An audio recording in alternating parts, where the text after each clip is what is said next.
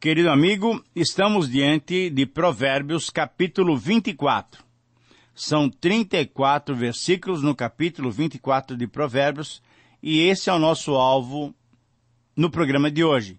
Vamos estudar esse capítulo, porém lembrando que, como temos feito no estudo de Provérbios, vamos recolher algum texto do capítulo 23 para fazer a transição para o capítulo 24.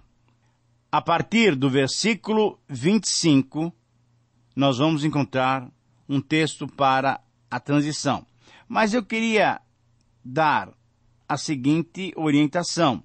A partir do capítulo 25 até o capítulo 29, isto é, a partir do programa que vem, nós temos um novo grupo de provérbios ainda do rei Salomão. Com o programa de hoje, nós concluímos aqueles provérbios que não são de Salomão, diretamente de Salomão. São de sábios, mas não de Salomão. Depois, no finalzinho do livro, vamos encontrar mais 2 capítulos também, escritos por outros sábios que não de Israel. Em tudo isso, estamos querendo perceber também que a revelação de Deus, da sua vontade, das suas verdades, ultrapassa os limites geográficos, ultrapassa as fronteiras que nós, humanos, colocamos. Muito bem, vamos olhar para o capítulo 23 e eu quero destacar um dos versículos lá no meio do capítulo que pode nos dar essa transição. É o versículo 15. Nesse texto, então, de 23:15, nos é recomendada a busca de um coração sábio. A pergunta que se faz é, como é que podemos alcançar esse coração sábio? Cultivar um coração sábio, isto é, perito em seguir o caminho de Deus, requer uma dedicação excepcional. Por causa do pecado, entramos nesse mundo como cardíacos espirituais. Se você ler, ou se você puder anotar aí, leia depois Jeremias 17:9. Jeremias 17:9. O nosso coração, isso é, o centro íntimo de controle, que pensa, que sente, que faz as escolhas, entope-se de muitos tipos de pensamentos malignos, perversos, de engano, de orgulho e de tolice. Você deve se lembrar também, e pode anotar aí, das palavras do Senhor Jesus em Mateus 7:21-23. Então, ter um coração sábio é dar saúde ao coração. E isso começa com um ardente temor do Senhor. Você deve se lembrar de Provérbios 1:7. Temer a Deus é o princípio da sabedoria. Os crentes que tiverem consciência da ira divina contra o pecado, bem como da brevidade da sua vida, dedicarão os seus dias à busca de um coração sábio. A minha oração, querido ouvinte, é que você busque esse coração sábio. Isso é, um coração que teme a Deus. Então, quando nós pegamos essa ideia do capítulo 23, ao analisarmos o capítulo 24, podemos então dar-lhe o seguinte título. Então, se você puder anotar aí, o título sugerido para o capítulo 24 é Os cuidados que devemos ter com as armadilhas da vida. Os cuidados que devemos ter com as armadilhas da vida. Na verdade, o capítulo 24 pode ser resumido nessa frase muito clara que extraímos dele. Todo homem sábio sabe que é necessário muito cuidado com as armadilhas que a vida nos apresenta. Todo homem sábio sabe que é necessário muito cuidado, muita atenção, muita cautela. Por quê? Porque a vida nos apresenta algumas armadilhas. E nesse capítulo, nós vamos encontrar exatamente 5 cuidados que devemos tomar para não cairmos nessas armadilhas que a vida nos apresenta. O primeiro cuidado a ser tomado está nos versículos 1-7. É não invejar os homens maus. O primeiro cuidado a ser tomado é não invejar os homens maus. Esta inveja dos homens maus é uma armadilha. E nós temos que tomar cuidado para não cairmos nessa armadilha.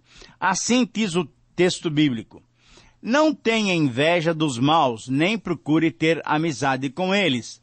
Eles só pensam em violências, e quando falam, é para ferir alguém. Com a sabedoria, se constrói o lar, e sobre a prudência ele se firma. Na casa da pessoa sábia, os quartos ficam cheios de coisas bonitas e de valor. Ser sábio é melhor do que ser forte. O conhecimento é mais importante do que a força. Afinal, antes de entrar numa batalha, é preciso planejar bem.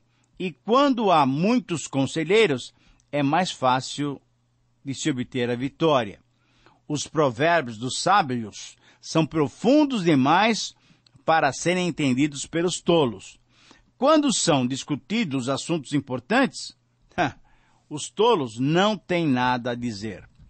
Querido amigo, esse é o primeiro cuidado que devemos ter. Isso é, não sentir inveja desses que aparentemente vão bem em suas vidas. Um texto muito rico que pode nos ajudar a entender esse conselho dos sábios, nesse primeiro cuidado, dos versículos 1 a 7 de Provérbios 24, é o Salmo 73. O Salmo 73 diz exatamente isso, que quando nós olhamos para as pessoas que não têm o Senhor Jesus, que não temem a Deus, quando olhamos para alguns desses que o mundo considera como bem-sucedidos, muitas vezes nós corremos o risco de ficar invejando esse tipo de vida. Mas que tipo de vida esses homens ou essas mulheres têm? Querido amigo, infelizmente, quando nós olhamos claramente para a vida dessas pessoas, muitas vezes, na grande maioria das vezes, essas pessoas construíram a sua riqueza de uma maneira não correta.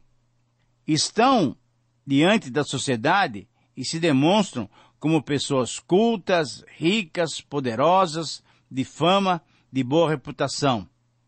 Mas quando nós averiguamos corretamente as suas vidas, são vidas baseadas em desacertos, em contendas, em injustiça, em desonestidade. Ficam por um tempo, talvez na mídia, no topo das notícias, mas nós temos visto no nosso próprio país muitos desses grandes que de uma hora para outra escorregam. Na verdade, como diz o Salmo 73, Deus os coloca em lugares escorregadios e a queda deles é grande. Vale a pena, então, aquele ditado que nós temos em nosso país: quanto maior o coqueiro, mais grande será o tombo. Maior será o tombo.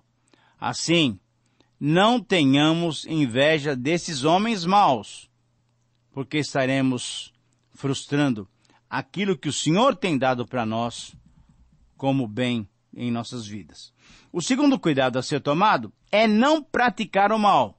Veja bem, em primeiro lugar, não invejar os homens maus, mas agora é algo mais prático, é não praticar o mal. Versículos 8 a 16. Diz assim claramente a palavra de Deus: quem planeja o mal pode ser considerado como criador de problemas. Os planos dos que não têm juízo são pecados.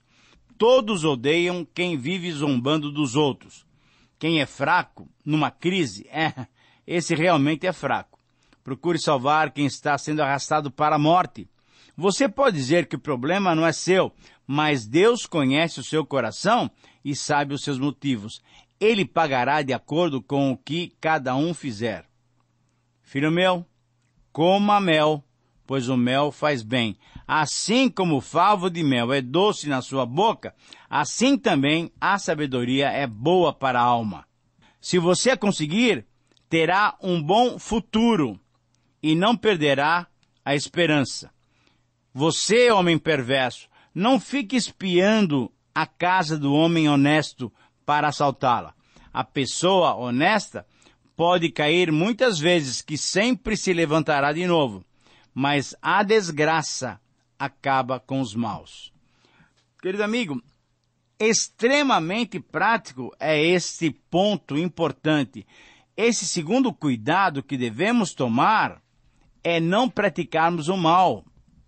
Ora, se nós temos inveja daquele homem que pratica o mal, nós muitas vezes somos tentados também a trilhar aquele mesmo caminho.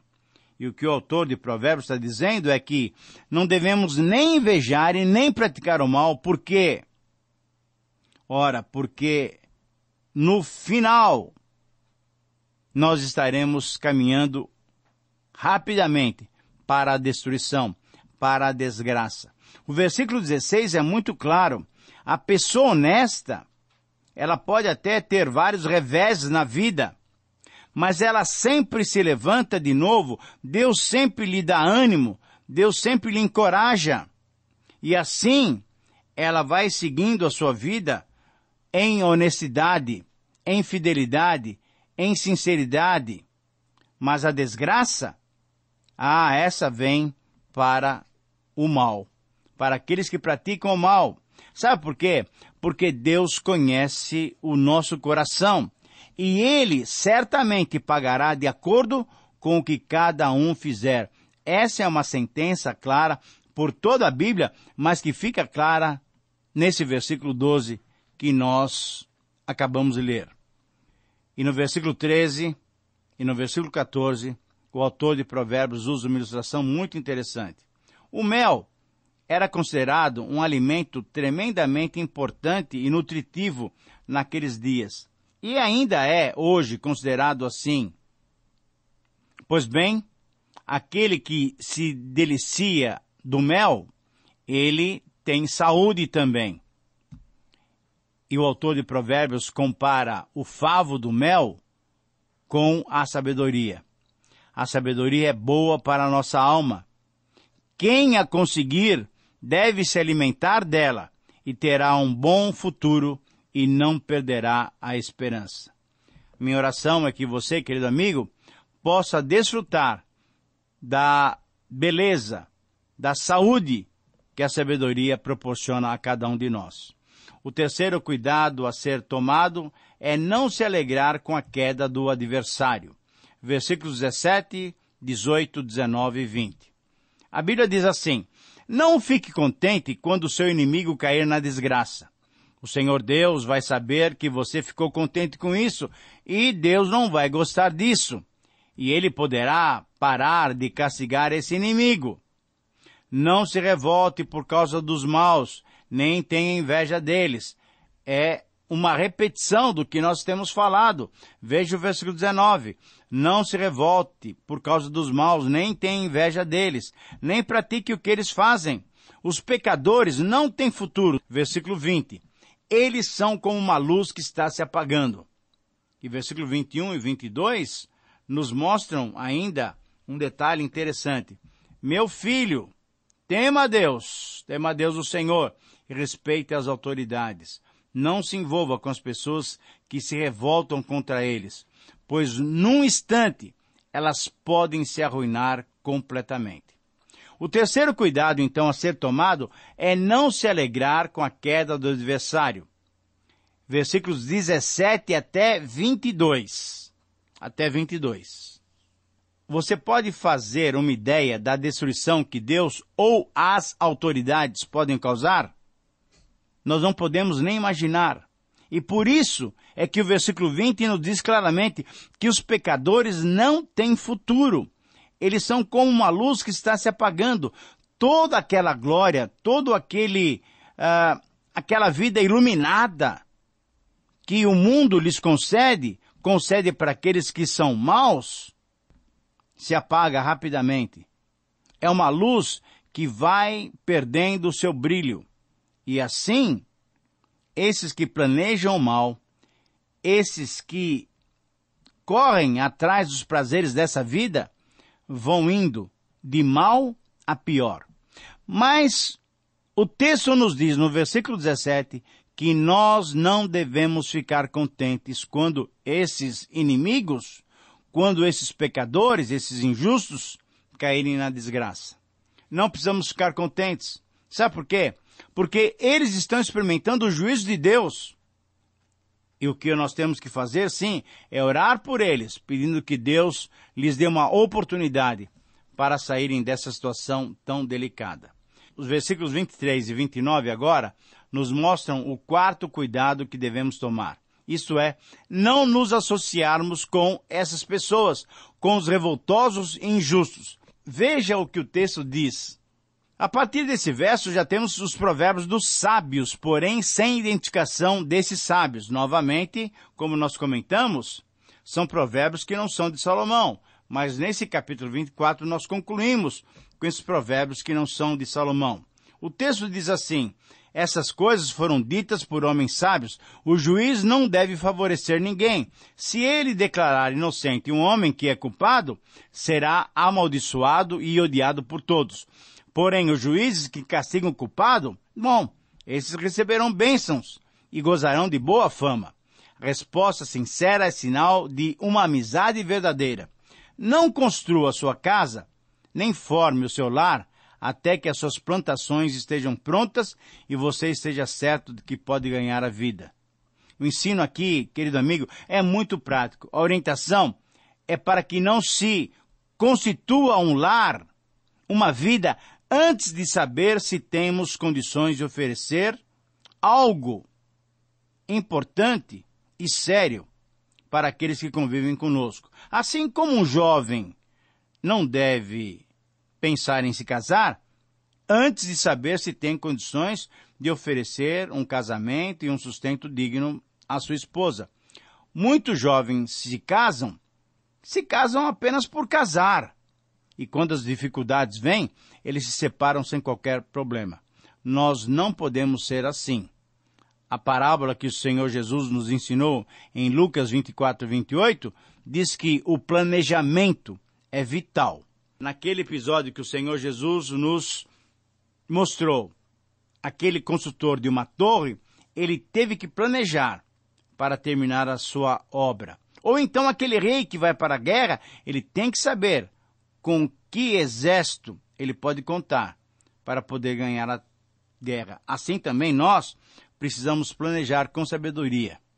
E terminando o capítulo 24, nos versículos 30 a 34, o cuidado é não nos associarmos com os preguiçosos.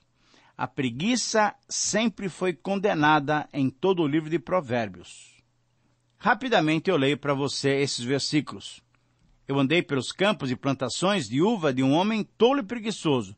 Tudo estava cheio de espinhos e coberto de mato, e o muro de pedras havia caído. Olhei para aquilo e pensei bem, e aprendi a seguinte lição: durma um pouco mais, cruze os braços e descanse um pouco mais. Mas enquanto você estiver dormindo, a pobreza o atacará como um ladrão armado. Querido amigo, esses versos são muito práticos também. Mais uma vez, o preguiçoso é alvo dos comentários dos sábios autores deste livro. Na verdade, nós podemos olhar por todo o livro de Provérbios e perceber que a preguiça é sempre colocada contra a parede em Provérbios. É necessário lembrarmos que só o trabalho feito com desvelo e amor tem a capacidade de construir algo significativo. A preguiça é, na verdade, uma doença que destrói e corrói. A figura é muito significativa. Um muro caído, terreno cheio de espinhos e de mato. As videiras totalmente abandonadas e sem fruto algum. Por quê? Porque o agricultor era preguiçoso. Jesus tinha dito que o Pai trabalhava até agora e ele trabalhava também. João 5,17. Então, certamente, esse deve ser o procedimento de todo cristão. Que o Senhor lhe abençoe e que o Senhor lhe dê condições de aplicar esses princípios, essas verdades à sua vida. Um grande abraço e até o próximo programa.